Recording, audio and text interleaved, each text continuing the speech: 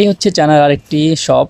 আর এই শপের ভিতরে মানে হচ্ছে আমাদের বাংলাদেশে যেমন বিএফসি, কেএফসি বা হচ্ছে সিএফসি আছে, সিপি রয়েছে, ওই টাইপের হচ্ছে এই দোকানটা। এখানে অনেক ধরনের খাবার তারা বানিয়ে রেখেছে খাওয়ার জন্য, ফ্রাই করে রেখেছে, বারবিকিউ করে রেখেছে, বিভিন্ন ধরনের মেডিসিন দিয়ে বানিয়ে রেখেছে। কিন্তু আসলে এগুলো খাওয়ার মতো না।